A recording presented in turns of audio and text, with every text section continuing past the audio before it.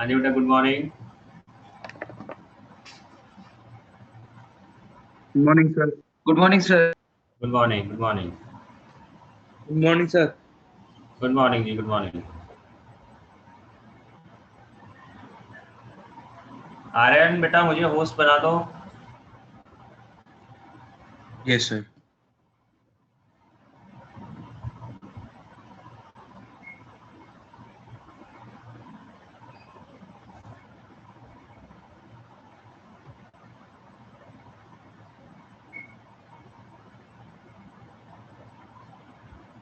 हाँ जी बेटा, एक तो पहले हम लोग बात करते हैं डिस्कशन के बारे में। डिस्कशन हम लोगों ने कहाँ तक किया हुआ है? ऑब्जेक्टिव लेवल 1 स्टार्ट किया होता ना, उसके कुछ क्वेश्चन रह गए थे। Yes sir. तो ऑब्जेक्टिव जो 1 के कुछ क्वेश्चंस रह गए थे और ऑब्जेक्टिव लेवल 2 उसका डिस्कशन कब रखें? कल रख ले क्या? 3 to 4? Yes, sir. रख लो. सर कल एक्स्ट्रा कल क्लास है 3 to 4:30 कल 3 to 4 एक्स्ट्रा क्लास है। फिजिक्स की। ओके, 3 to 4 एक्स्ट्रा क्लास है। किसकी? फिजिक्स की? 3 to 4:30 फिजिक्स। यस ओके, तो सर परसों रख लो।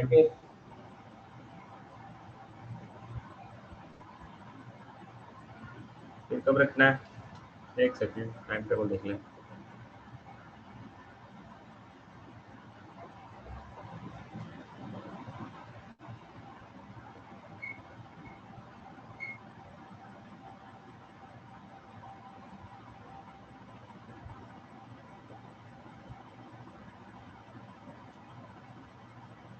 आज तो पॉसिबल नहीं होगा, आई थिंक। क्या हो सकता है? सर रख लो। ज्यादातर लोगों से तो नहीं होगा। Wednesday को। सर आज रहने दो. सर आज रात को रख लो अगर रखना है हाँ, yes, sir. रात से रख लो. सर शाम को या रात को ऐसे रख लो। Yes, sir. अब तब तक 6:30 से 8 तो मेरी खुद की क्लास है, उसके पहले भी कुछ क्लासेस है। अभी तो possible नहीं है।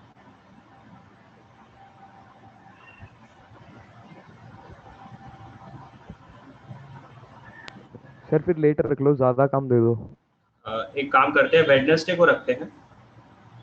वेडनेसडे को 4:30 पे। yes, sir. ठीक है, वेडनेसडे को 4:30 की बजाय हम लोग 3:30 पे कर लेते हैं। 3:30 पे स्टार्ट कर लेंगे। Okay, okay sir. ठीक है, सबको क्लियर है? Wednesday Yes. को 3:30 पे ही ऑब्जेक्टिव लेवल 1 के जो क्वेश्चन रह गए थे और ऑब्जेक्टिव लेवल 2 कंप्लीट। कितना है वैसे ऑब्जेक्टिव लेवल 2 के क्वेश्चंस? ये भी एक बार देख लेने दो। सर 30 के करीब। 35, 37। 35, 37 तो फिर कम ही है। Yes, sir. लेवल अच्छा। ओके, तो थोड़ा और ज्यादा कर ले क्या? मल्टी करेक्ट रख लो सर। मल्टी करेक्ट रख लो सर थोड़े से। 37 है, मल्टी करेक्ट कितने हैं? 21। सर अभी के लिए सर अभी इतना ही रख दो सर, मेरा पेपर है सर परसों और केमिस्ट्री का है। 3 में से 2 चैप्टर करे नहीं है सर मैंने, वो मेरे को खुद करने पड़ेंगे अभी। ओके, तो पहले इतना ही रखते हैं, फिर उसके बाद मल्टी करेक्ट का आगे देखते हैं। तो इस बार शीट का लेवल भी काफी अच्छा था। Okay, yes. तो फिलहाल इतना ही रखते हैं। लेकिन अब आप लोगों ने थोड़ी सी प्रैक्टिस अपनी बढ़ानी है, क्योंकि अभी तक के जो चैप्टर्स थे वो थोड़े लंबे थे, तो है ना, डिस्कशन थोड़ा टाइम के बाद आता था। लेकिन अब इसके बाद के जो चैप्टर्स हैं वो थोड़े छोटे हैं, तो डिस्कशन फिर जल्दी आ जाया करेगा। ठीक है, तो अपनी थोड़ी प्रैक्टिस बढ़ाइएगा सब लोग, तो थोड़ा फास्ट करने का ट्राई करिएगा। ओके, सर लेवल 2 होगा वेडनेसडे को बस? क्या कह रहे हो? वेडनेसडे को सिर्फ लेवल 2 है? हाँ, वेडनेसडे को लेवल 2 तक। लेवल 1 के जो क्वेश्चन रह गए थे और जो लेवल 2 बाकी पूरा ऑब्जेक्टिव। ओके बेटा, तो आज से हम लोग नेक्स्ट चैप्टर स्टार्ट कर रहे हैं, एरिया। ये तो 2 दिन में खत्म हो जाएगा। सर आपने कल का पेपर देखा था? अभी तो पेपर आया ही नहीं है, देखा कैसे? तो वैसे सर- मतलब पूछ लिया किसी से। सर मतलब एक मतलब दो वो बच्चों से मतलब एक दो बच्चों से सर बात आ गया जरूर हुई पेपर। है सर आ सर गया आ गया पेपर। सर आ गया पेपर। ऑफिशियली। मेमोरी बेस्ड होएगा। ऑफिशियली बोल रहे हो या किसी मतलब दूसरे सोर्स से बोल रहे हो? सर ऑफिशियली आ गया, चलिए। साइट पे आ गया उनकी। एक सेकेंड।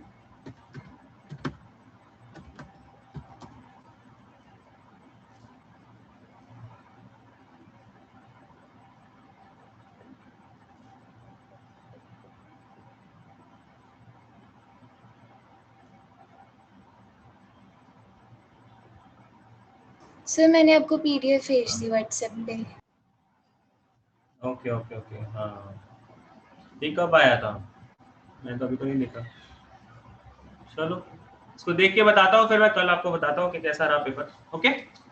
बाकी बच्चों का जो एक दो बच्चों से बात हुआ उनका यही कहना है कि भी पेपर मैथ्स का थोड़ा लेंथी था, फिजिक्स थोड़ा टफ आया और केमिस्ट्री रिलेटिवली इजी था।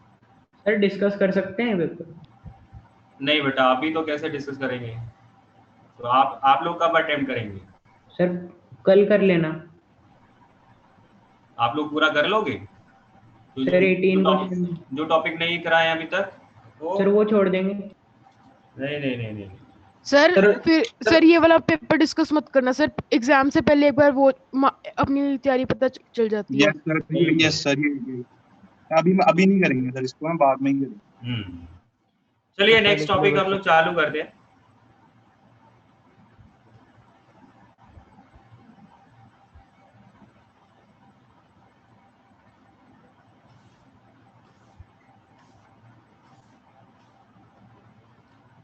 नेक्स्ट चैप्टर है area.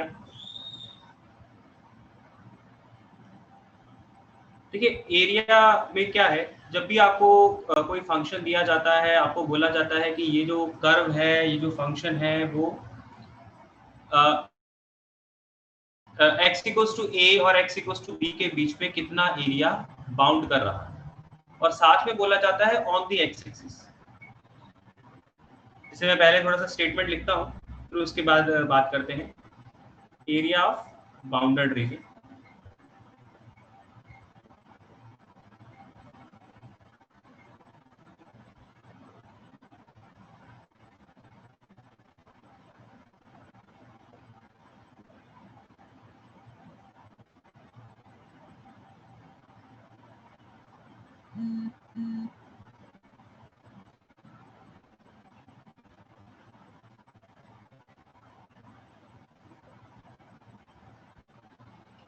Let f(x) be a continuous function in closed interval a to b. Then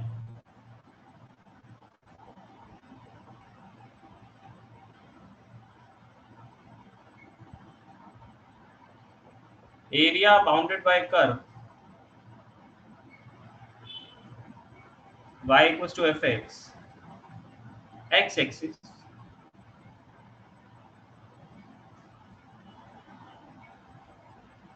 and ordinates x equals to a and x equals to b is given by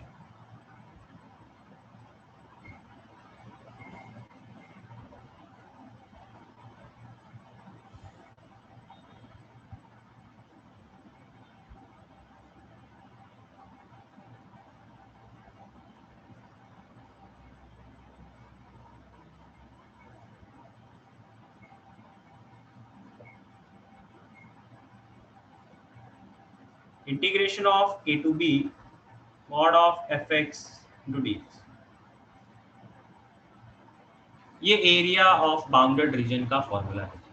मैं इस पूरी statement को आपको फिर से बोल रहा हूँ कि अगर fx एक कंटिन्यूअस फंक्शन है g in the interval a, b, एक a से लेके b के बीच में fx एक कंटिन्यूअस फंक्शन है, और फिर अगर हमें उसका एरिया निकालने को बोला जाए तो एरिया क्या होगा? Area bounded by that curve, उस fx कर्व का x एक्सिस का। देखिए आपको हमेशा ये बोला जाएगा कि ये इस कर्व का area on the x axis निकालिए, या किसी क्वेश्चन में ऑन द वाई एक्सिस भी हो सकता है, वो अलग बात है, वो आगे देखते हैं। बट फिलहाल ये जो स्टेटमेंट लिखा गया है इसमें क्या है कि अगर y इक्वल्स टू fx दिया गया है और साथ में ये बोला जा रहा है कि भाई ये x एक्सिस के ऊपर एरिया निकालना है, कहने का मतलब इस fx कर्व का और बीच में जो x एक्सिस है उनके बीच का एरिया निकालना है। और कौन से लिमिट्स के इंटरवल में? Ordinates x equals to a and x equals to b।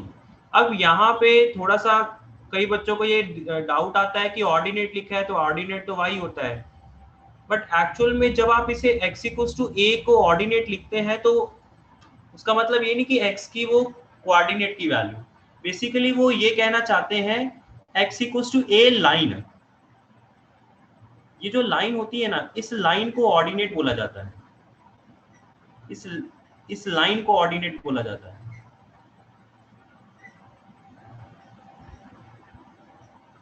तो जब भी आप एरिया के बारे में बात करते हो तो आपको हमेशा लाइंस के बारे में इंफॉर्मेशन दी होती है कि इस लाइन और इस लाइन के बीच में निकाल लीजिए, या कोई कर्व के बारे में बात दी हो सकती है। तो जब लाइंस के बारे में बात करते हैं तो x इक्वल्स टू a को फिर एब्सिसा नहीं लिखते हैं, हम लोग उसे ऑर्डिनेट लिखते हैं, क्योंकि वो x इक्वल्स टू a वो एक सिर्फ एक पॉइंट नहीं है, वो एक लाइन के बारे में बात कर रहा है कि इस लाइन के बीच का x equals to a line और x equals to b line, इन दोनों लाइंस के बीच का एरिया निकालिए, तो फिर उनको ऑर्डिनेट्स बोला जाता है। और फॉर्मूला तो आप लोग समझ ही पा रहे हो कि भाई fx का इंटीग्रेशन करना होगा with limits a to b, और यहाँ पे fx नहीं, मॉड ऑफ fx। क्या ये मॉड ऑफ fx समझ रहे हो? Yes sir. Yes yes sir. Mod of fx का मतलब क्या है? देखिए ये जो सिनेरियो है, इस सिनेरियो में तो आप देख रहे हैं कि fx हमेशा पॉजिटिव साइड में ही है, तो आपको कुछ भी सोचना नहीं है। अगर मैं मॉड लगाता या नहीं भी लगाता तो भी जो आंसर आएगा वो सही आएगा। अगर दूसरा सिनेरियो लें कि जिसमें fx आपका कुछ देर के लिए नेगेटिव भी है और कुछ देर के लिए पॉजिटिव भी है, अब यहां से लेके अगर a से लेके b के बीच में आपको इंटीग्रेट करना पड़े, अगर आप मॉड नहीं लगाते हैं, डायरेक्टली इसे इंटीग्रेट कर देते हैं, फिर तो क्या होगा? मान लो इसकी कुछ इस एरिया की वैल्यू, इस सेगमेंट की वैल्यू तो +2 है और इस सेगमेंट की वैल्यू +1 है जी। अब क्योंकि ये नेगेटिव साइड में है तो इस वजह से जब आप इंटीग्रल करने जाएंगे तो इंटीग्रल की तो नेट वैल्यू आएगी ना, वो क्या आएगी? 1 आएगी। अगर आप मॉड नहीं लगाते तो क्या होता?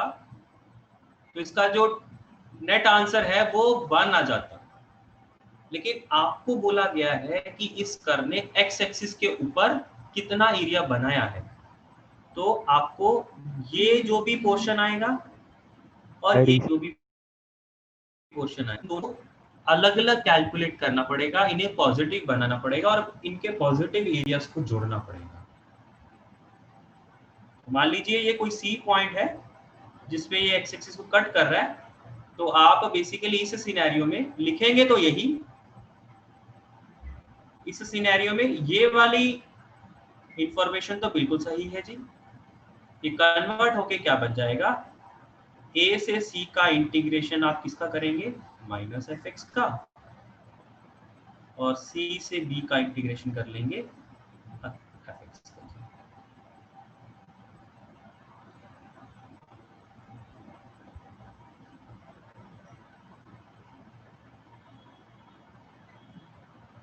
क्या यहां तक सबको सारी बातें समझ में आई हैं?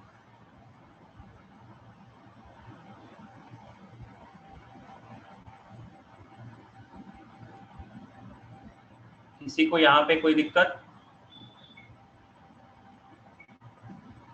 आपको एरिया निकालने को बोला गया है तो आपने जो बेसिक फॉर्मूला याद रखना है वो ये याद रखना है, mod of fx with limits a to b, and automatically जो आपकी लिमिट्स हैं, ये जो अपर लिमिट है ये ज्यादा होनी चाहिए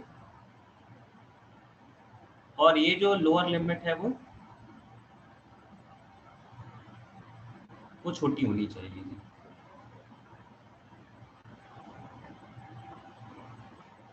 उसका कारण क्या है? कारण क्या है? मैंने आप लोगों को डेफिनेट इंटीग्रल के दौरान ये बोला था कि अगर आप जो अपर लिमिट है उसको हाई रखते हैं, लोअर लिमिट है उसको छोटा रखते हैं, तब ग्राफ अब ऊपर पॉजिटिव वाला ग्राफ क्या होगा? पॉजिटिव साइड वाला ग्राफ एरिया भी क्या देगा? पॉजिटिव देगा। लेकिन अगर आप यही जो लिमिट्स हैं वो उल्टा कर देते हैं, मतलब लोअर वैल्यू ऊपर लिख लेते हैं, जो बड़ी वैल्यू है वो लोअर लिमिट पे डाल देते हैं, तो अब अबव द एक्स एक्सिस का जो ग्राफ होगा वो आपको पॉजिटिव इंटीग्रेशन वैल्यू नहीं देगा, वो नेगेटिव वैल्यू देगा इंटीग्रेशन, राइट? यस।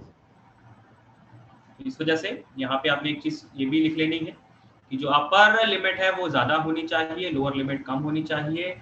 फिर आप मॉड ऑफ एफ एक्स का इंटीग्रेशन अगर आप करते हैं तो आपको किस चीज का वैल्यू मिलेगा? आपको एरिया मिलेगा of the effects on the x axis with ordinates x equals to a and x equals to b, right? समझ में आया? अब इसमें बेटा ज्यादातर क्वेश्चन तो इसी चीज के होते हैं कि भी आपने area on the x axis निकालना है, लेकिन कई बार ये क्वेश्चन आपको है ना area on the y axis भी पूछ लिया जाता है। तो अगर एरिया आपको पूछा गया है ऑन दी वाई एक्सिस तो क्या होगा, वो भी आप लिख लीजिए।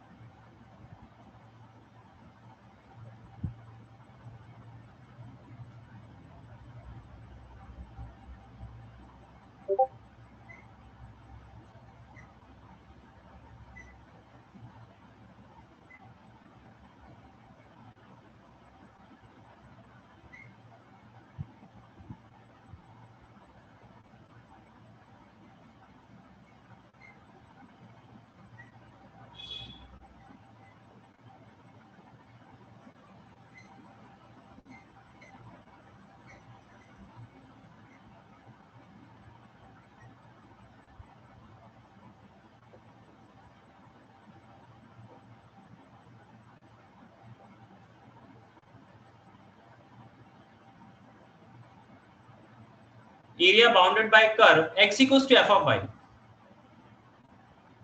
अब आपको x को y के टर्म्स में लिखना पड़ेगा, and the y axis and the abscissa y equals to c and y equals to d। तो यहाँ पे आप देखिए कि मैं y इक्वल्स टू c लिख रहा हूँ, तो y इक्वल्स टू c का मतलब ये नहीं है कि हम लोग y का कोऑर्डिनेट c लिख रहे हैं। एक्चुअल में y इक्वल्स टू c क्या रिप्रेजेंट कर रहा है? लाइन रिप्रेजेंट कर रहा है। तो जब आप y equals to c line के बारे में बात करते हैं तो आप उसको एब्सिसा बोलते हैं।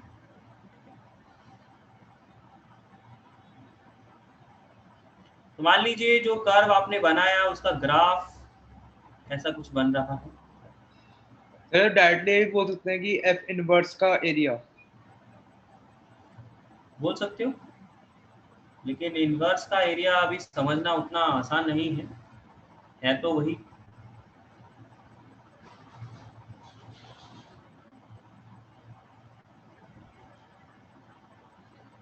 मान लीजिए ये y इक्वल्स टू c वाली लाइन है जी, ये y इक्वल्स टू d वाली लाइन है, तो आप ये वाला एरिया निकालना चाह रहे हो,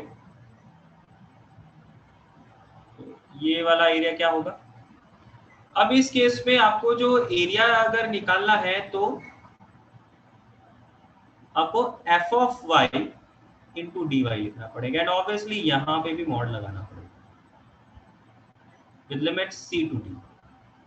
और आप यहाँ पे देख रहे हो d ज्यादा वैल्यू है जी, ग्राफ में भी मैंने यहाँ पे d अकॉर्डिंगली लोकेट किया है, ये हायर होना चाहिए और ये लोअर होना चाहिए। तो अगर आपने y एक्सिस के ऊपर एरिया निकालना है तो फिर आपको फंक्शन को तो आपने बेसिकली x को y के टर्म्स में लिखना पड़ेगा।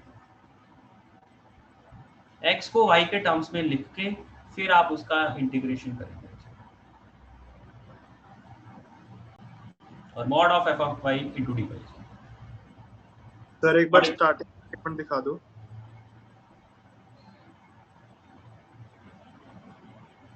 कहां से दिखाना है? सर एकदम स्टार्ट एकदम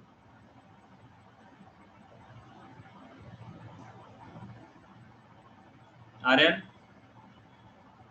सर ऊपर ऊपर का देखो। ठीक है सर।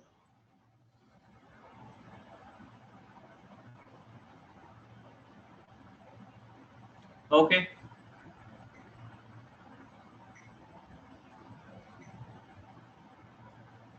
समझ में आया ये?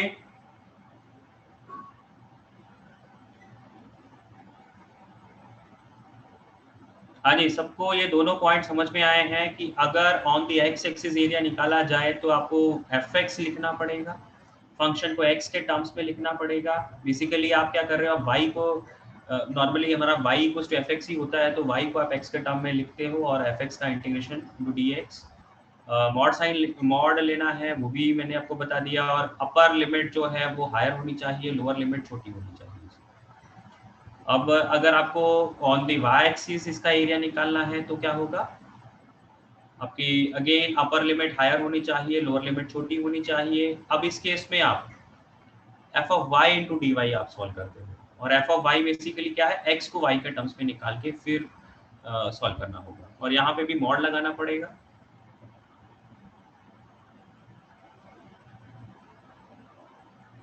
ओके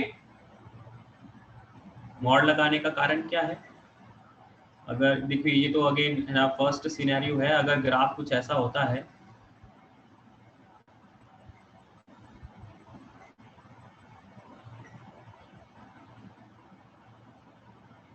तो यहाँ पे आप देख सकते हो कि भी ये y equals to c point है, ये डी पॉइंट है जी, मान लीजिए ये कुछ और पॉइंट पी पॉइंट है जी।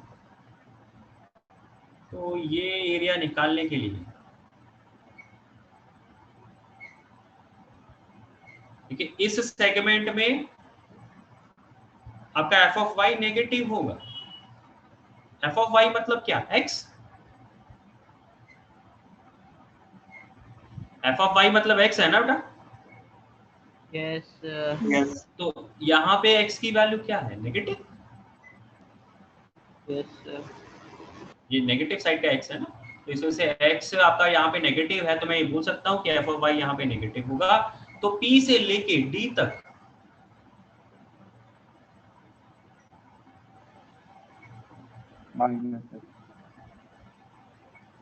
इसी इंटीग्रेशन को लिखने के लिए हमें क्या करना पड़ेगा, ब्रेकिंग करनी पड़ेगी। ब्रेकिंग क्या रहेगी कि P से लेके D तक तो इंटीग्रेशन आपको माइनस एफ वाई का करना पड़ेगा, क्योंकि C से लेके P तक आपको एफ वाई का इंटीग्रेशन करना पड़ेगा, राइट।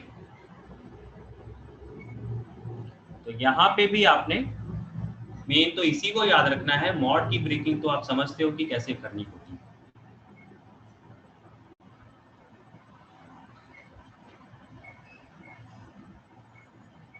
ओके जी, आगे चलते हैं फिर।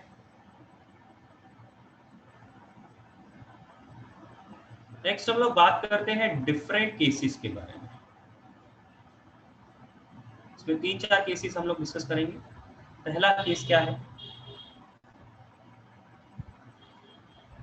देखिए ये जो हमने दोनों पॉइंट डिस्कस किए हैं कि area on the x axis या area on the y axis, ये तो हमने सिर्फ एक कर्व के लिए किए, सिर्फ एक कर्व लिया कि अगर एक कर्व दिया जा रहा है तो उसका एरिया कैसे निकल के आएगा, ठीक। अब बात आती है कि अगर आपको दो कर्व दिए जाएं, आपको ये बोला जाए कि इस कर्व और इस कर्व के बीच का एरिया निकाल लें, तो फिर कैसे होगा। Area bounded bye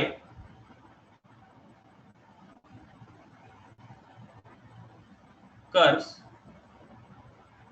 y equals to fx and y equals to gx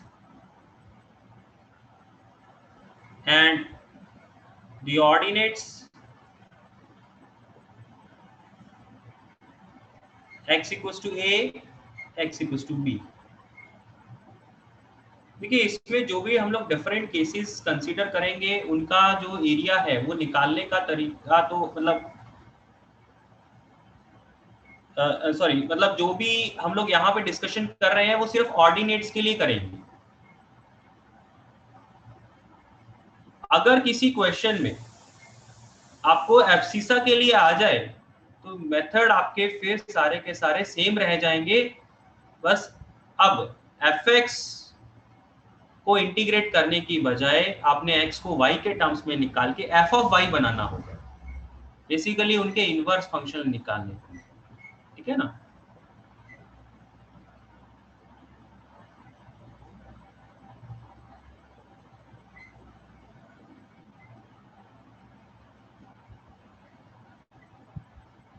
मान लीजिए ये fx फंक्शन है, ये gx फंक्शन है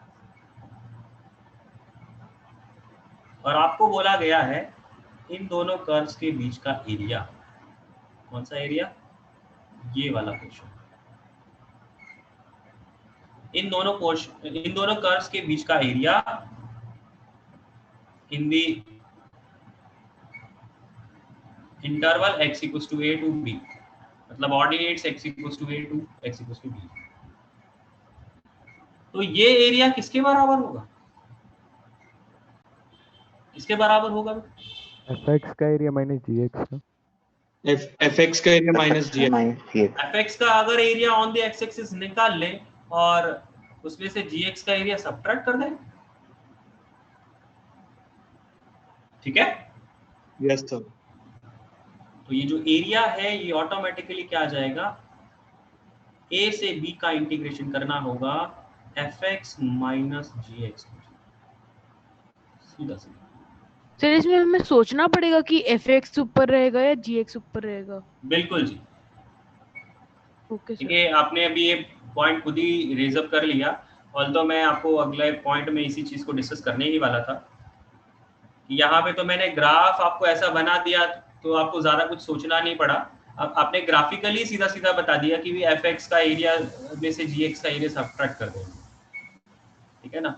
बट अदरवाइज मॉड हम लोग इसको मॉड लगाते हैं, तो बेटर है आप इसे मॉड ही लगा लें।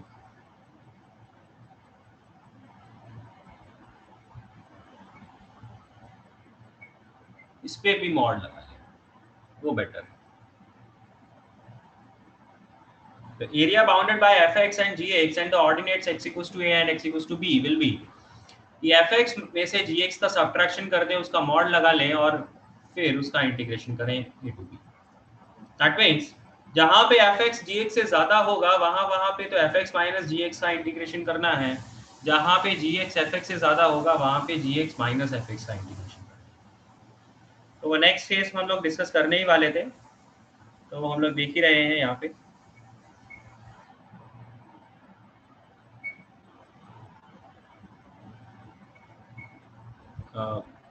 एक second,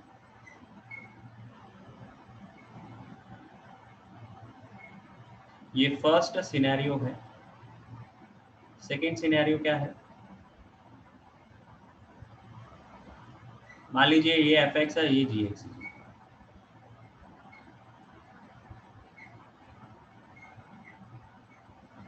this is fx, this is gx, और ये a पॉइंट है, ये b पॉइंट।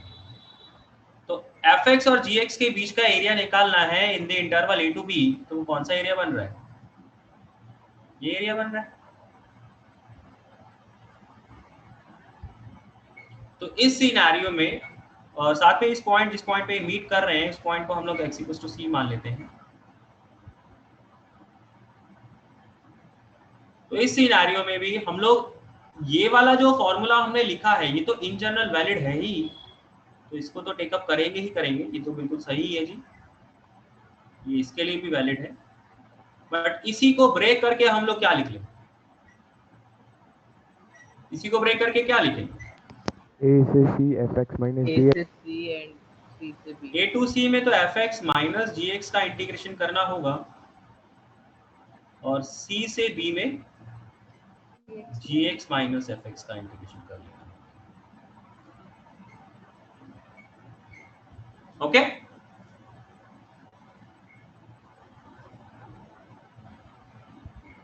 तो अगर किसी इंटरवल में gx fx से ज्यादा भी है तो भी ये एरिया निकाले जा सकते हैं, तब आपको gx माइनस fx सॉल्व करके करना होगा। अगर किसी फंक्शन में fx हमेशा ऊपर है gx हमेशा नीचे है तो हमेशा fx माइनस gx ही रहेगा। अगर किसी में gx हमेशा अबव है fx हमेशा बिलो है तो gx माइनस fx का इंटीग्रेशन करना होगा। और अगर कुछ इंटरवल के लिए कोई एक फंक्शन ऊपर है, कुछ इंटरवल के दूसरा फंक्शन ऊपर है, तो जितने के लिए fx ऊपर रहेगा फिर fx माइनस gx को इंटीग्रेट करना होगा, और जितने के लिए gx ऊपर रहेगा तो gx माइनस fx को इंटीग्रेट करना होगा, राइट।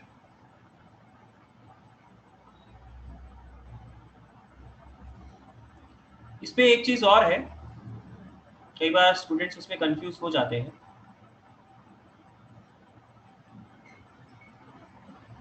मान लीजिए ये fx का कर्व है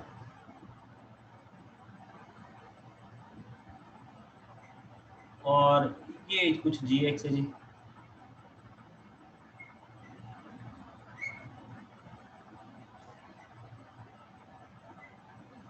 और ये a से लेके b के पॉइंट हैं।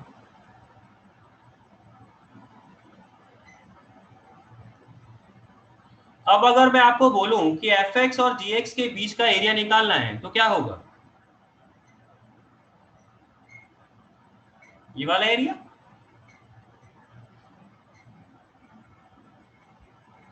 होगा या नहीं होगा? Yes. होगा।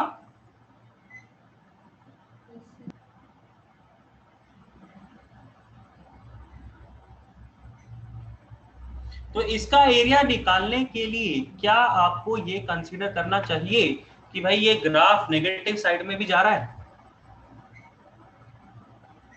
सर fx ऑटोमेटिकली बड़ा है gx से तो शायद नहीं।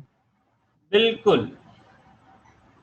इस केस में भले ही fx और gx दोनों नेगेटिव की तरफ जा रहे हैं, तब भी आपको ये सोचने की जरूरत नहीं पड़ती है कि ये नेगेटिव की तरफ जा रहा है कि नहीं जा रहा। क्यों? क्योंकि ये एरिया निकालने के लिए अगर मैं डायरेक्टली देखिए इस पूरे इंटरवल में fx हमेशा ऊपर है gx हमेशा नीचे है, तो इस वजह से अगर मैं मॉड ना भी लगाऊं तो कोई दिक्कत नहीं है, राइट। तो fx माइनस gx हमेशा ही क्या होगा? भले ही fx नेगेटिव की तरफ जा रहा है, gx नेगेटिव की तरफ जा रहा है, लेकिन fx माइनस gx तो क्या होगा? पॉजिटिव। fx माइनस gx तो पॉजिटिव होगा ना। तो मैं आपको ये कह रहा हूं कि भाई आप fx माइनस gx का एरिया निकाल दो, आपको ये सोचना ही नहीं पड़ेगा कि ये नेगेटिव की तरफ एरिया है या पॉजिटिव की तरफ का एरिया है। जस्ट इन केस किसी कर्व के बारे में आपको ये नहीं पता है कि नेगेटिव की तरफ जा रहा है कि नहीं जा रहा, तो ऐसे क्वेश्चन में आपको सोचने की जरूरत भी नहीं है। जो ग्राफ ऊपर है डायरेक्टली उसमें से नीचे वाला ग्राफ सब्ट्रैक्ट कर दीजिए, आपको जो और सब्ट्रैक्ट करके आप उसका इंटीग्रेशन कर दीजिए, जो इंटीग्रेशन आप सॉल्व करेंगे एग्जैक्टली वो एरिया बन के आएगा। सर मैं इसमें समझा नहीं सर, ये नेगेटिव वाला कैसे एडजस्ट होएगा, एक बार वो बता दो। बेटा fx माइनस gx की वैल्यू तो क्या होगी? Always positive. पॉजिटिव रहेगी ना। Yes sir. देखिए अगर आप इस मतलब अगर आप थोड़ा सा और क्लोजली जाना चाहें तो आप बेसिकली क्या कर रहे होंगे,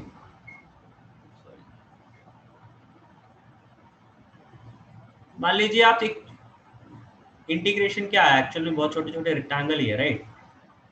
तो अगर मुझे इस रेक्टेंगल का एरिया निकालना पड़े, इस रेक्टेंगल का एरिया मैं कैसे निकालूंगा?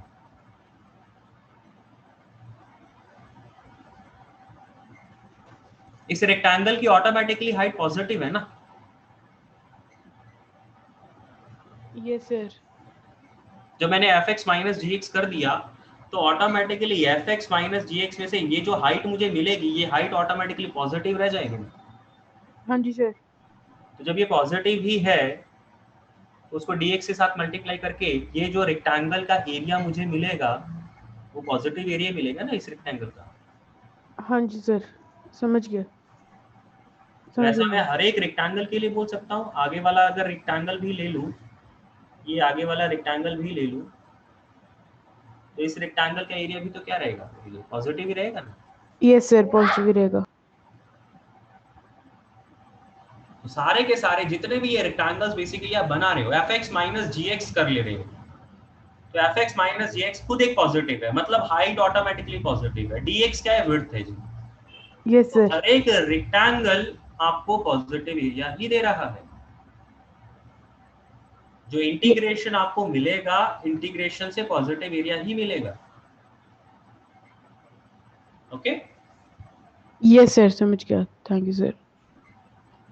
तो इस वजह से मैं बोल सकता हूँ कि मुझे ये सोचने की ज़रूरत नहीं है कि एफ एक्स नेगेटिव साइड में जा रहा है कि नहीं जा रहा है। अगर मैंने एफ एक्स माइनस जी एक्स लगा दिया तो आपको सीधा सीधा एरिया पॉजिटिव ही मिलेगा।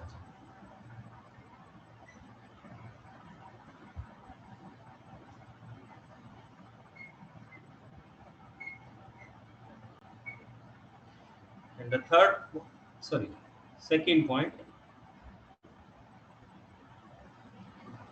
देखिए अभी तक तो हमने ये बोला है कि हमें एफ एक्स और जी एक्स के बीच का एरिया निकालने को कहा जा रहा है with ordinates a to b. कई बार ऐसा नहीं होता, कई बार आपको ये नहीं बोला जाता इसके इसके बीच में निकालिए। उसका कारण क्या होता है? मान लीजिए एफ एक्स कोई ऐसा फंक्शन है और जी एक्स कुछ ऐसा फंक्शन है।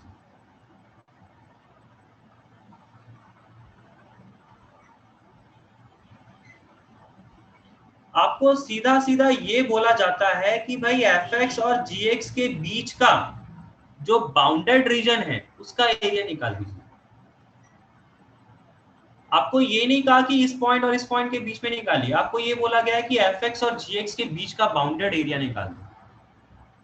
तो जब एफ एक्स और जी एक्स के बीच का बाउंडेड एरिया निकालने को बोला जाता है तो इसका मतलब ये होता है कि जहां पे एफ एक्स और जी एक्स एक दूसरे को कट कर रहे हैं, एफ एक्स और जी एक्स एक दूसरे को कट कर रहे हैं, उन दोनों पॉइंट के बीच का एरिया निकालने को बोला गया है।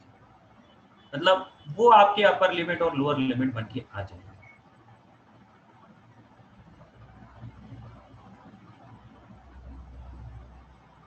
तो यहां पे हम लोग ये बात करेंगे कि bounded area between y equals to fx and y equals to gx is integration of a to b। अब यहाँ पे fx क्योंकि ऊपर है, gx नीचे है, तो मैं डायरेक्टली लिख रहा हूँ। भले ही मॉड लगाना है तो मॉड भी लगा देंगे, कोई दिक्कत नहीं है। Mod of fx minus gx into dx, ये इसका बाउंडेड एरिया रहेगा जी। और यहाँ पे मैं, हमें a और b कहीं दिया नहीं गया है क्वेश्चन में। हमने a और b कैसे बनाया, कैसे पता लगा a और b के बारे में? हम लोग यहाँ पे लिख रहे हैं where a and b intersection are the roots of fx equals to gx। ये a और b पॉइंट्स क्या हैं या कैसे मिलेंगे कि जब आप fx को gx के बराबर करेंगे वहां से a और b पॉइंट मिलेंगे। तो a और b पॉइंट के बीच का एरिया, मतलब a और b के बीच का फिर आपको इंटीग्रेशन करना पड़ जाएगा। तो आपको अपर लिमिट लोअर लिमिट इस क्वेश्चन में या इस पॉइंट में दी नहीं गई थी। फिर आपने कैसे डिसाइड किया कि भाई a से b के बीच का इंटीग्रेशन करना है? तो उसके लिए हमने क्या बनाया कि भाई जहां पे fx और gx कट करेंगे एक दूसरे को, वो हमारे अपर लिमिट और लोअर लिमिट बन जाएंगे। समझ में आया?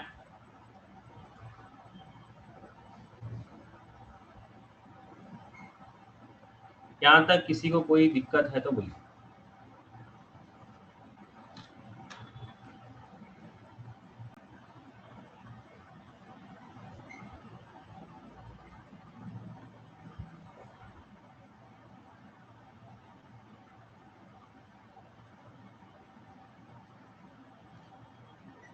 हर्षित हाफ कैसे लिखेगा बेटा?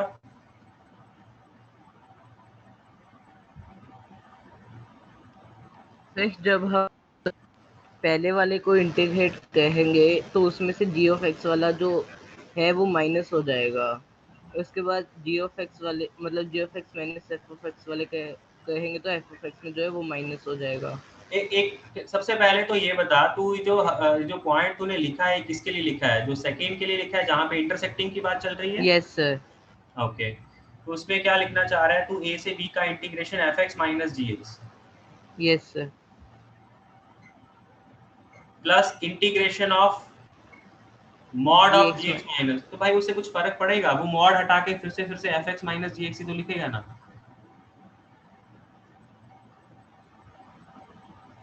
उसका कोई मीनिंग है? खुद ही सोच ले।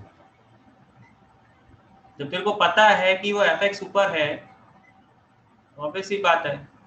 और जब खासकर है ना ऐसे केसेस में जहाँ पे वो कटिंग की बात आती है, तो उसमें तो ऑब्वियस ही बात है कि एक ग्राफ ऊपर रहेगा, एक ग्राफ नीचे रहेगा।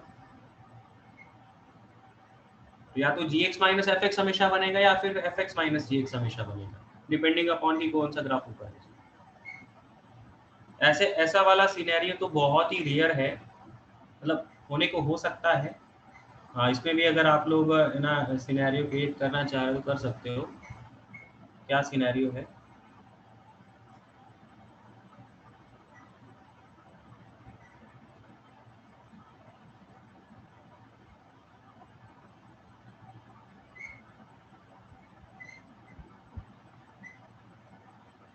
मान लीजिए कुछ ऐसे कर्व आ गए।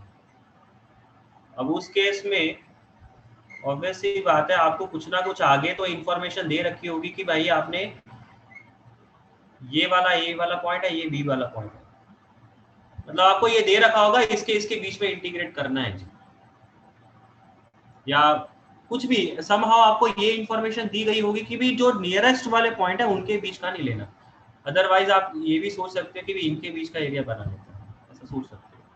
तो समहाउ आपको ये बोला गया होगा कि ये जो C पॉइंट है वहां तक नहीं एरिया लेना, आगे वाले पॉइंट तक लेना।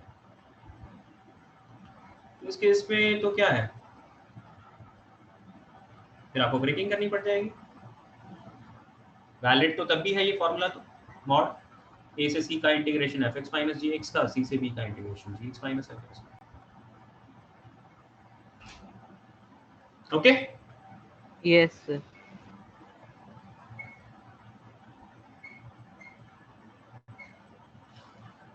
हाँ जी, यहाँ तक किसी को थ्योरी में कोई भी डाउट? No sir. मैं एक बार फिर से सारे के सारे पॉइंट रिवाइज करवा देता हूँ। एरिया ऑफ बाउंडेड रीजन, अगर आपको fx फंक्शन दिया गया है उसका एरिया निकालने को बोला गया है on the x axis and coordinates x equals to a and x equals to b, तो क्या होगा? Mod of fx into dx with limits a to b, इसमें a आपका छोटी वैल्यू होगा, b आपका बड़ी वैल्यू होगा। जो अपर लिमिट है वो ज्यादा होना चाहिए, छोटा जो लोअर लिमिट है वो छोटी होनी चाहिए। मॉड ऑफ fx इसलिए ले रहे हैं कि अगर ग्राफ नेगेटिव साइड में भी हो जाए तो एरिया तो पॉजिटिव लेना पड़ता है। तो वो हमने सेकंड सिनेरियो में देख लिया कि अगर ग्राफ कुछ देर के लिए पॉजिटिव रह रहा है, कुछ देर के लिए नेगेटिव रह रहा है, तो आपको क्या करना है, जो पॉजिटिव साइड का ग्राफ है उसको अलग इंटीग्रेट करना पड़ेगा, जो नेगेटिव साइड का ग्राफ है उसको माइनस fx लेके इंटीग्रेट करना पड़ेगा। फिर सेकेंड y एक्सिस के लिए है जी, तो उस केस में आपको f of y into D by solve करना पड़ेगा।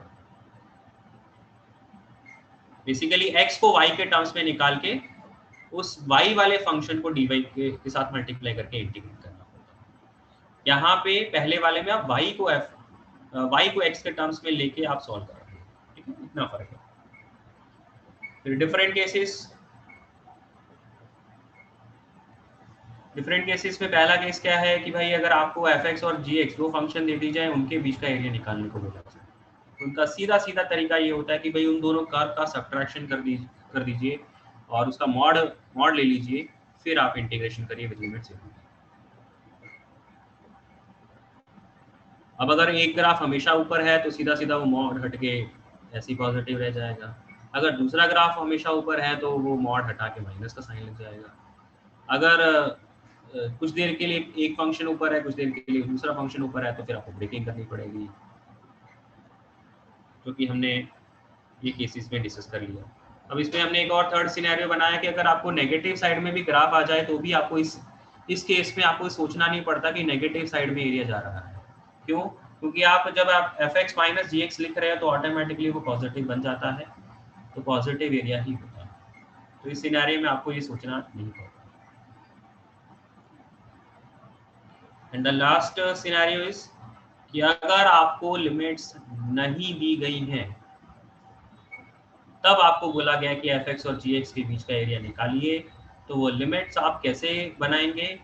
ये आपको fx equals to gx solve करना पड़ेगा। वहां से आपको पता लगेगा कि भाई उन दोनों कर्व के बीच का कौन सा रीजन बन रहा है।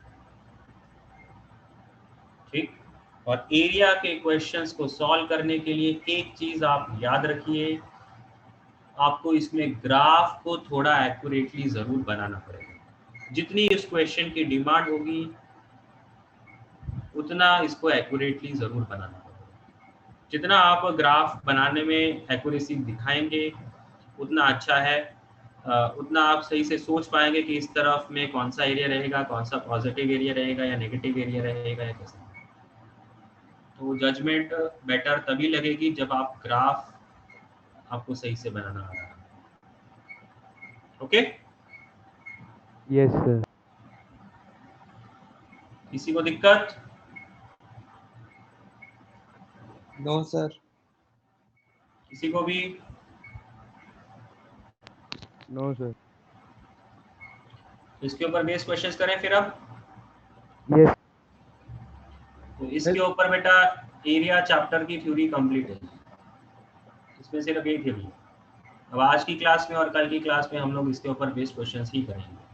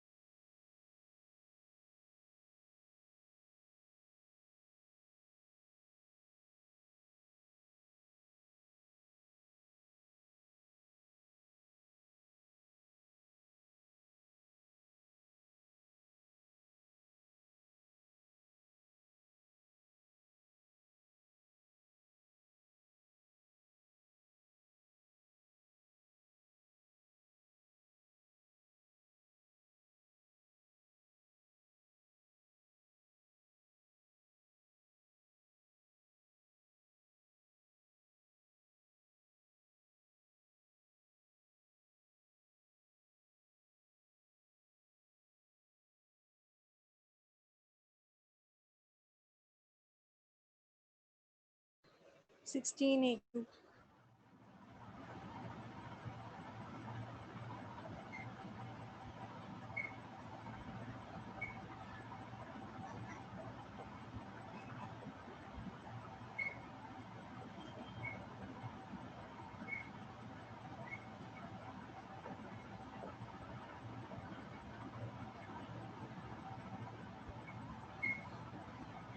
हाँ जी, कैसे करना है?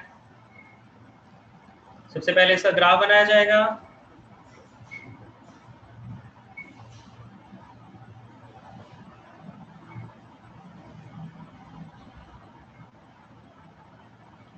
पैराबोला का ग्राफ सब लोग जानते हैं।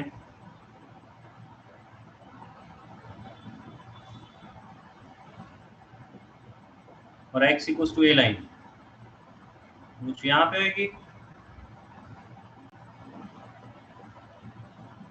तो आपको बोला क्या क्या है?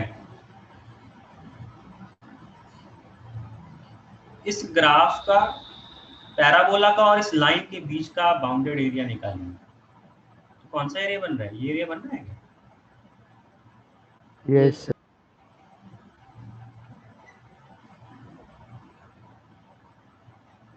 तो अगर ये एरिया बन रहा है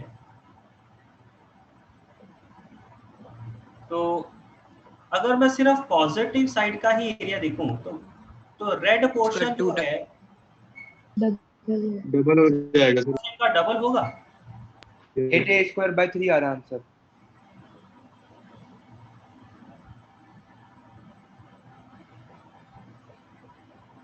तो y को बेटा हम लोग क्या लिखेंगे? √4ax। तो हम लोग किसको इंटीग्रेट करेंगे? 0 से लेके a को। Yes sir. x की वैल्यू 0 है, ये a है। तो इस कर्व को हम लोग इंटीग्रेट करना चाह रहे हैं with limits 0 to a।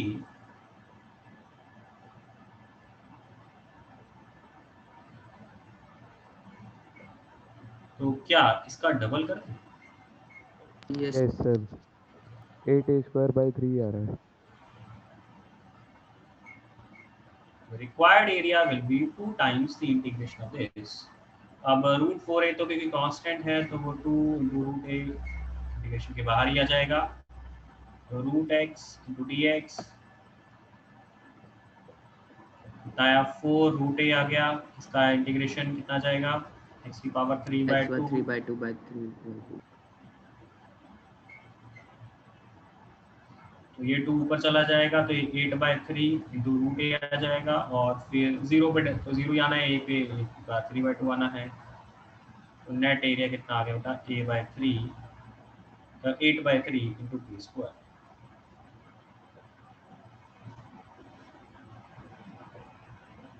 Okay yes sir.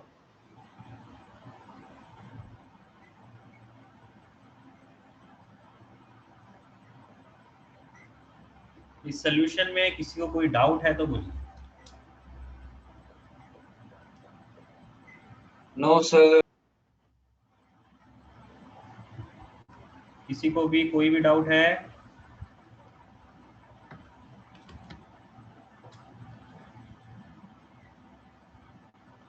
Next question देखते हैं फिर।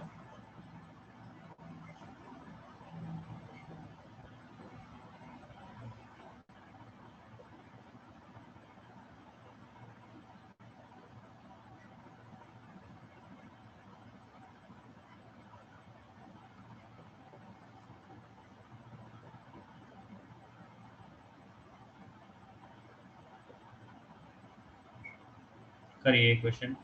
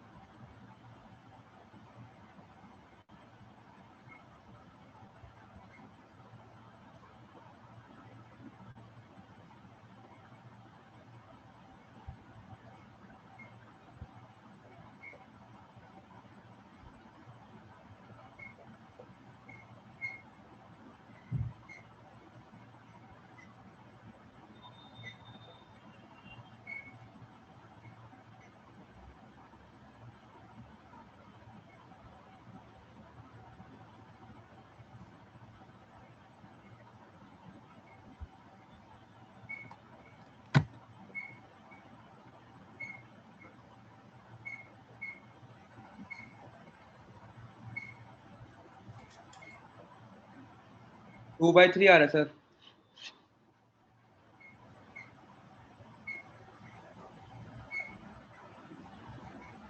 Okay So 4/3. Yes, so 4/3. Yes, sir. 4/3 okay देखते हैं So बेटा 4 by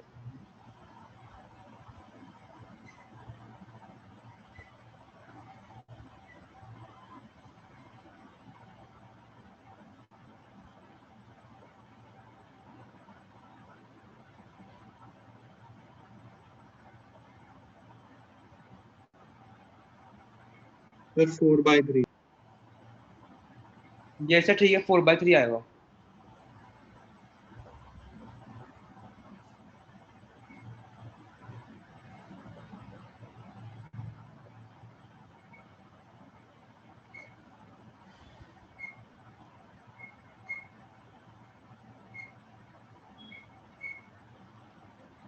अरे y equals to 2x minus x square, क्या इसका आप लोग ग्राफ बना सकते हो?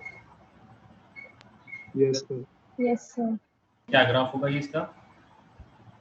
Downward parabola. Downward facing parabola. Facing और 0 और 0 and 2 कट करेगा। पैराबोला होगा जिसपे डाउनवर्ड फेसिंग होगा, क्योंकि ये क्वाड्रेटिक बन रहा है। अगर आप इस इक्वेशन को देखें तो ये क्वाड्रेटिक लिखा हुआ है y equals to some quadratic, तो क्वाड्रेटिक के एरिया ग्राफ तो आप जानते ही हो, या तो ओपनिंग अपवर्ड पैराबोला होता है या ओपनिंग डाउनवर्ड पैराबोला होता है। तो आप इसमें बड़े आराम से ये बता सकते हो कि कोएफिशिएंट ऑफ एक्स स्क्वायर क्योंकि नेगेटिव है तो ये कौन सा पैराबोला होगा? Opening downward. Opening downward.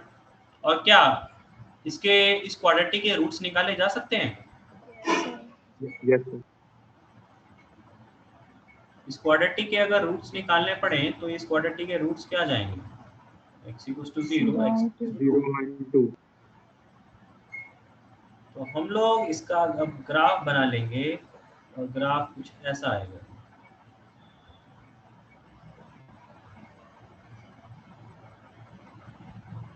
ये 2 पॉइंट होगा, ये 0 पॉइंट होगा जी, ये कर्व है जी। तो आपको बोला क्या क्या है? Find the area bounded by this curve and the x axis, मतलब इस एक्स एक्सिस और इसके बीच का एरिया, कौन सा एरिया बन रहा है? ये वाला एरिया बन रहा है।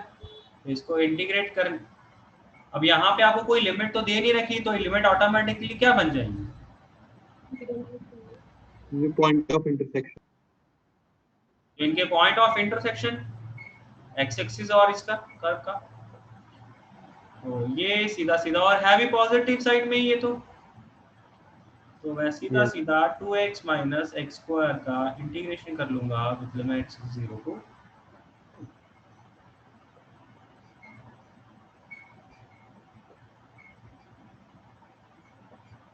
क्या ये सबको समझ में आ रहा है?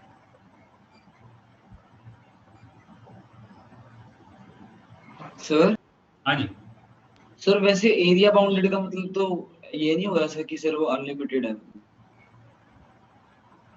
देखिए बाउंडेड हमेशा उस चीज को बोला जाता है जो कि इनफाइनाइट तक ना जाए, जो कि एक पर्टिकुलर एक फाइनाइट एलिमेंट्स में ही रहे। तो आपके जो सिलेबस में है वो बाउंडेड एरियाज ही हैं। हमेशा आपको जो क्वेश्चन पूछा जाएगा वो एक एक लिमिटेड एक फाइनाइट वैल्यूज तक का ही रहने वाला है। अगर आप ऐसा सोचते हो कि एक्स एक्सिस तो आगे भी जा रहा है, कर्व भी आगे जा रहा है, तो मैं इस एरिया को भी कंसीडर कर लूं, तो ये गलत है। ये बाउंडेड एरिया नहीं है।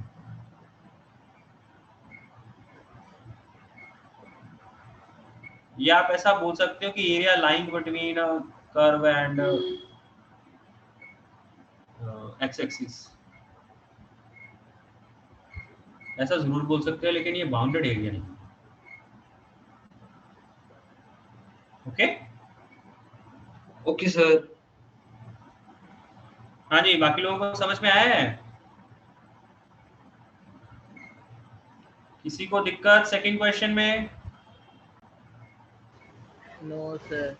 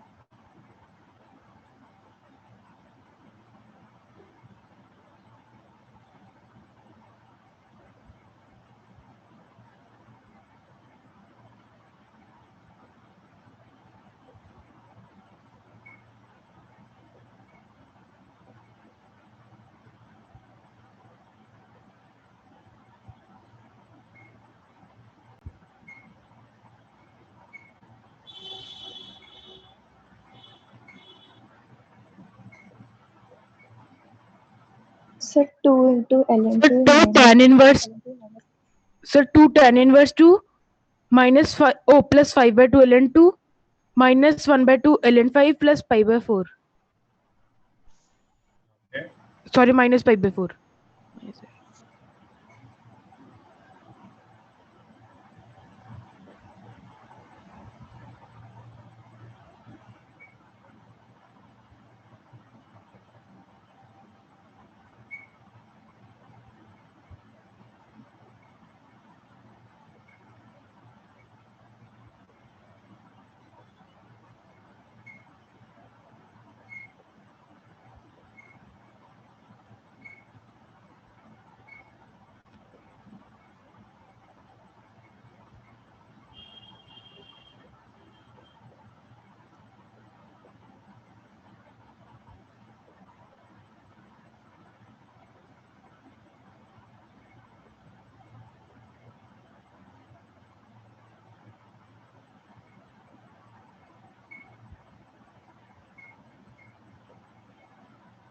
Sir, 2 ln 2 minus 1 plus 2 tan inverse 2 minus half ln 5 by 2. फिर एक जगह मेरा पाई बाय 4 भी आ रहा था शायद से, बाकी सेम सही है। minus सर पाई बाय 4 भी आ रहा है सर।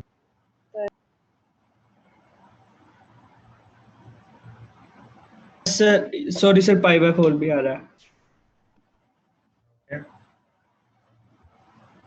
हाँ जी, इसको करने का तरीका क्या है? सर 1 मिनट बस हो गया, 1 मिनट रुक जाओ। ओके।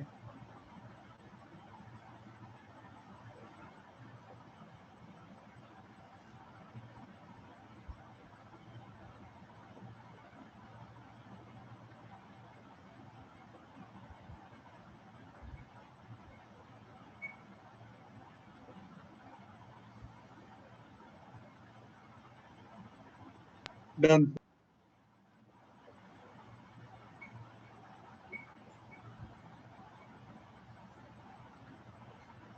हाँ जी, इस फंक्शन के बारे में क्या आप इसका ग्राफ बना सकते हो? सर ये पता है ये सिर्फ सर बना पॉजिटिव सकते। रहेगा। सर बस यही पता है कि पॉजिटिव रहेगा, x इक्वल्स टू 1 से लेकर x मतलब इक्वल्स टू 2। अलग-अलग हम बना इसका सकते हैं। ग्राफ तो चलो एक्यूरेटली नहीं बना सकते, लेकिन आप थोड़ा बहुत जजमेंट जरूर लगा सकते हो। वो जजमेंट क्या है? क्योंकि ln x के बारे में बात करें तो x की वैल्यू 1 पे ln x क्या होना है, 0 हो जाता है। और 2 पे क्या रहना है, कुछ पॉजिटिव ही रहना है। तो मैं ये बोल सकता हूँ कि जिस इंटरवल में आपने इसे इंटीग्रेट करना है उस इंटरवल में ln x पॉजिटिव ही रहेगा। ठीक। What about tan inverse? tan inverse x का ग्राफ तो आपको आता ही है। Yes sir. -π/2 से +π/2 के आउटपुट कंसीडर करता है जी। और जब आपके इनपुट्स 1 से लेके 2 ही हैं तब तो tan इनवर्स हमेशा ही पॉजिटिव होगा। पॉजिटिव। तो इन दोनों के सम का ग्राफ बनाना तो खैर आपके लिए उतना आसान नहीं होगा, लेकिन आप इतना जरूर बोल सकते हो कि दोनों के दोनों फंक्शन इंडिविजुअली क्या है, पॉजिटिव वैल्यूज अटेन करेंगे इन द गिवन इंटरवल। इसका मतलब ये जो एरिया आपको बोला गया है वो सीधा सीधा कैसे सॉल्व हो जाएगा कि आप 1 से लेके 2 तक का इंटीग्रेशन कर देंगे ऑफ द fx।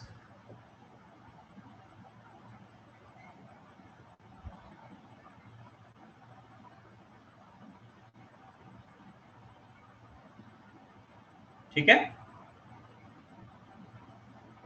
और इसको इंटीग्रेट करने के लिए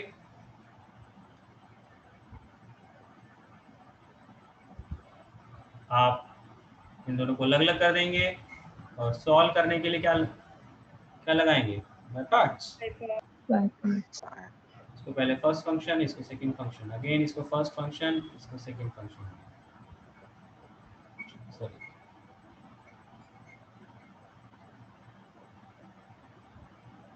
बाय पार्ट्स लगाएंगे तो पहले तो ln x x into x, ln x का डिफरेंशिएशन 1/x, 1 का इंटीग्रेशन x, तो 1 ही आ जाएगा।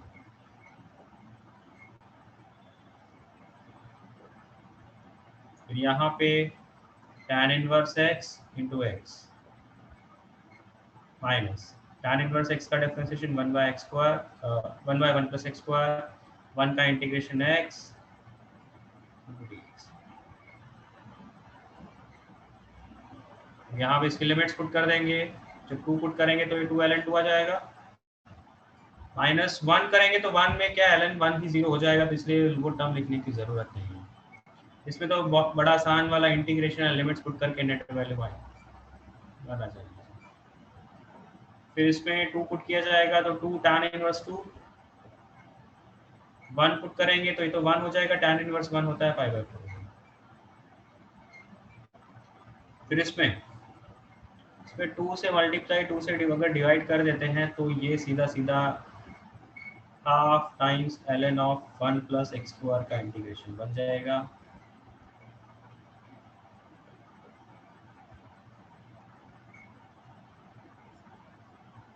अब इन टर्म्स को थोड़ा क्लब कर लेते हैं, पॉजिटिव वाले इकट्ठा कर लेते हैं, नेगेटिव वाले एक साथ कर लेते हैं, और ये जो टर्म बचा हुआ है अभी जिसमें अभी तक लिमिट्स नहीं पुट करी गई हैं उसमें लिमिट्स पुट कर देंगे। तो 2 पुट करेंगे तो ये ln 5 बन जाएगा, 1 पुट करेंगे तो ln 2 बन जाएगा, तो ये ln 5/2।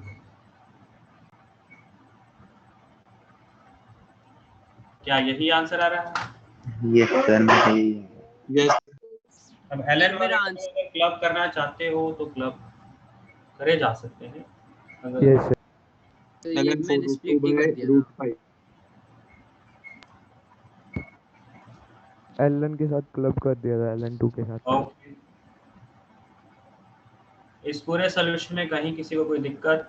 नो।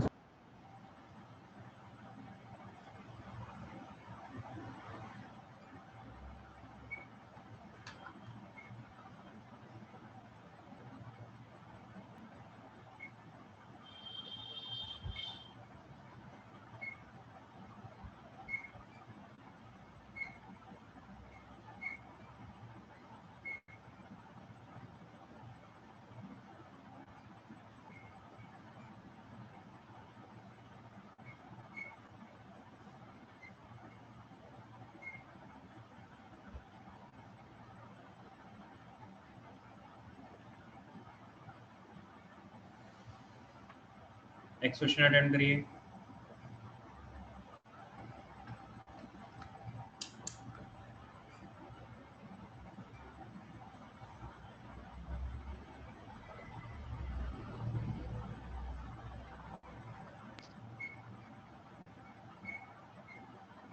1/2 सर। क्या कह रहे हो?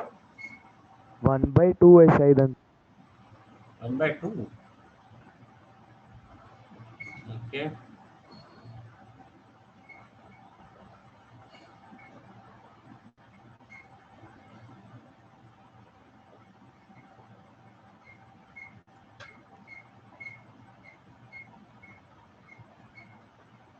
सर 1/2। So 1/2. Yes, sir. कैसे 1/2?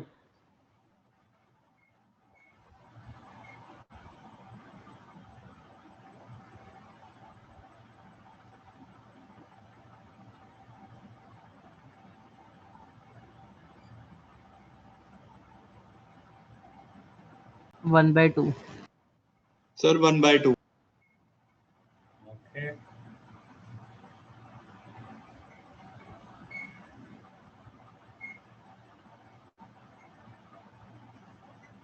सर 1/2।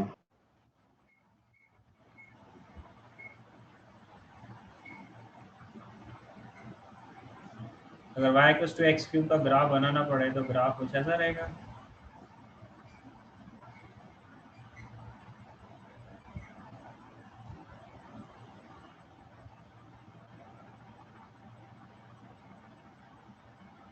तो आप इसमें देख सकते हो कि 0 से लेके 1 तक तो ये पॉजिटिव साइड में रहेगा, तो अगर मैं 0 से 1 डायरेक्टली इसका इंटीग्रेशन कर दूं तो पॉजिटिव एरिया आएगा। लेकिन -1 से 0 के बीच में इसका एरिया एक्चुअल में एरिया तो ऑब्वियसली बात है पॉजिटिव ही आना है, लेकिन इंटीग्रेशन की वैल्यू नेगेटिव आएगी। तो इस वजह से हमें क्या करना चाहिए, हमें -1 से 1 मॉड ऑफ एक्स क्यूब का इंटीग्रेशन करना है। तो हमें पता है कि नेगेटिव के लिए नेगेटिव होता है, तो -1 से 0 के लिए -x³ का इंटीग्रेशन किया जाएगा, तब वो पॉजिटिव एरिया दे देगा। और 0 से 1 के लिए डायरेक्टली x³ का इंटीग्रेशन, -x⁴/4 मतलब 0 -1। Net answer is 2। सर हम 0 से 1 का डबल भी कर सकते थे ना इसमें? हाँ 0 से 1 का डबल भी कर सकते हैं, सिमेट्रिक रहेगा।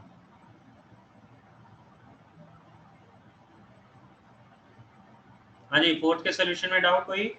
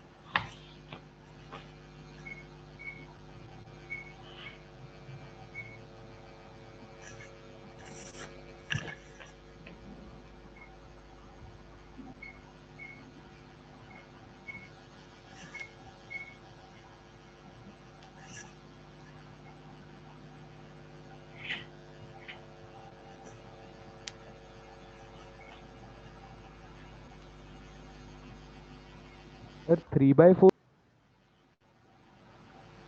क्या आ रहा है? 3/4 3/4 ओके। Sir, 11/2.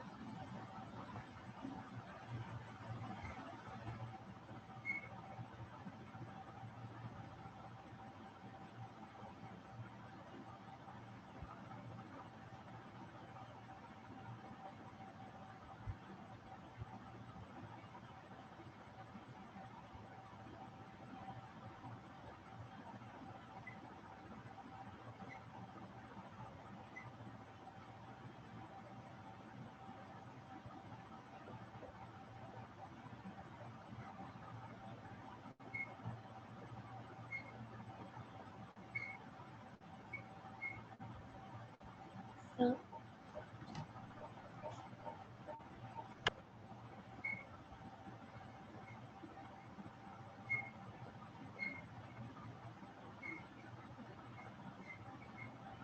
सर 1/2 आ रहा है answer. Okay sir, 3/2. 3/2 Yes, sir. Okay.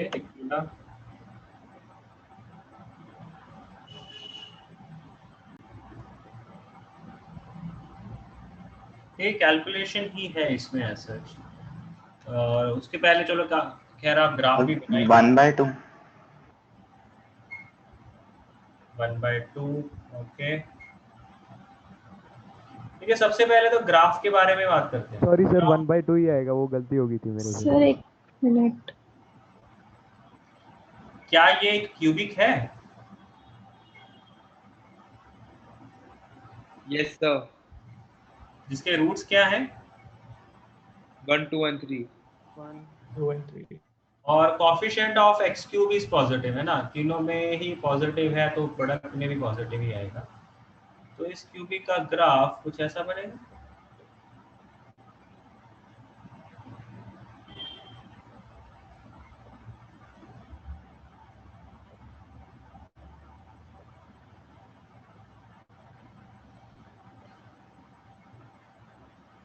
हाँ जी, ऐसा ग्राफ बनेगा।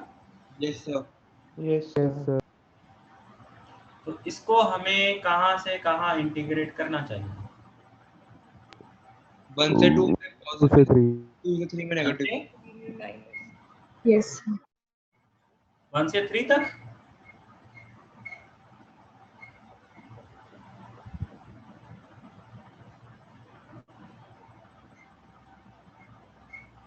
वन से 3 तक इसे इंटीग्रेट करेंगे, जिसमें आप देख सकते हो कि 1 से लेकर 2 के बीच में तो ये ऑटोमेटिकली पॉजिटिव है, तो मैं इसी को डायरेक्टली इंटीग्रेट कर दूंगा।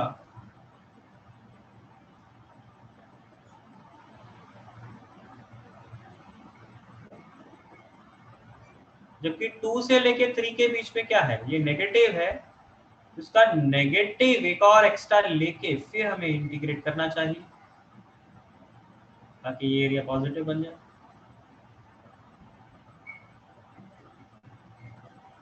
हाँ जी, क्या ऐसी कैलकुलेशन रहेगी इसकी? Yes Yes, sir.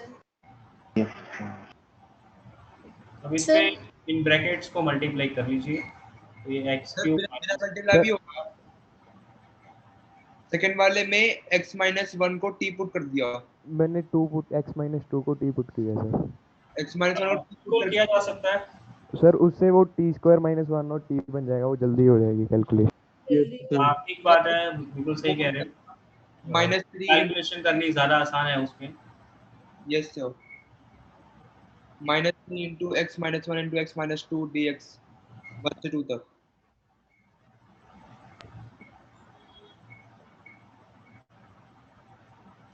ये कैलकुलेशन को आसान बनाने के लिए जो भी आप वेरिएबल बदलना चाहते हो तो आप बदल सकते हो, उसमें कोई दिक्कत नहीं है।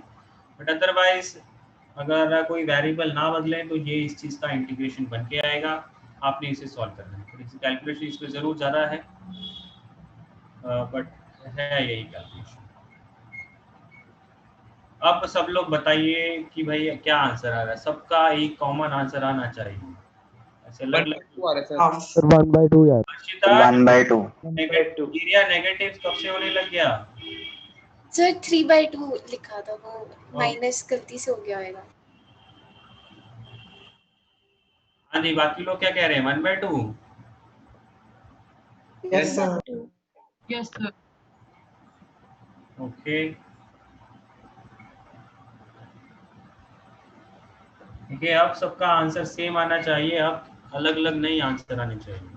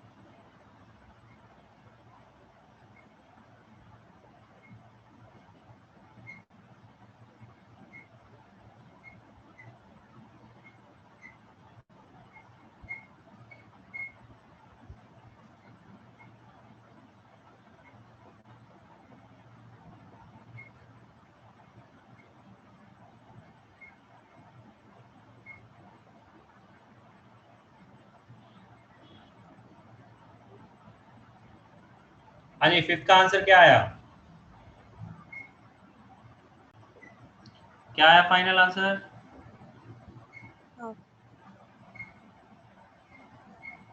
बोलिए। 1/2। 1/2. यस सर 1/2 ही। आ गया सर। ओके,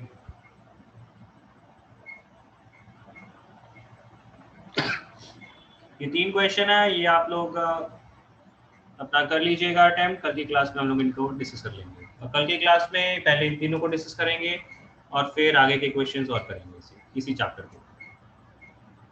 ठीक है। अच्छा, एक चीज बताइए, सैटरडे को तो कोई आपकी एक्स्ट्रा क्लास नहीं है? Yes, sir. 3 to 4:30. सैटरडे को भी है extra class? Yes, sir. Okay. Sir आज आपका डाउट स्लॉट है? डाउट स्लॉट है 3 to 4। सर हाँ जी सर अभी कितने चैप्टर रह गए हमारे? 4 रह गए बेटा। Okay sir. तो सर अक्टूबर के एंड तक तो हो ही जाएगा ना हमारा आराम से? बिल्कुल बिल्कुल।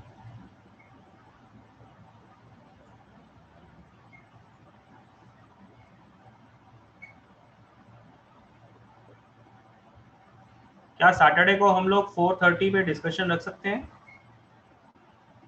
सर अगले दिन टेस्ट है एडवांस का। ओके, तो बेटा ऐसे तो फिर हमारी सॉल्विंग नहीं पूरी होगी। क्योंकि जैसे अब आपका डेफिनेट इंटीग्रल की ही हम लोग डिस्कशन के बारे में बात कर रहे हैं, एरिया का चैप्टर आपका कंप्लीट हो गया है, तो फिर ऐसे तो पीछे चले जाएंगे हम लोग। सर रख लो सर, कोई बात नहीं। सर रख लो सर। डिस्कशन में फिर पीछे रह जाएंगे। सर फ्राइडे को हो सकता है? फ्राइडे तो छुट्टी है ना, इस छुट्टी की वजह से ही तो मैं आपको काम होमवर्क दे रहा हूँ। पहले वेडनेसडे का डिस्कशन कर लेंगे और फिर जो बचा हुआ पोर्शन है वो हम लोग सैटरडे को डिस्कस कर लेंगे। सर फ्राइडे को तो नॉर्मल क्लास छुट्टी है ना, आप एक एक्स्ट्रा क्लास रख लेना आप। बात तो एक ही है ना बेटा, सैटरडे को कर लो या फ्राइडे को कर लो। सर ठीक है सर, कर लेना, ठीक है सर रख लो फिर। सर रख लो, वैसे भी एक 1.5 घंटा ही लगता है, ज्यादा देर भी नहीं लगती। Yes sir. Yes sir. Saturday को 4:30 पे, ओके?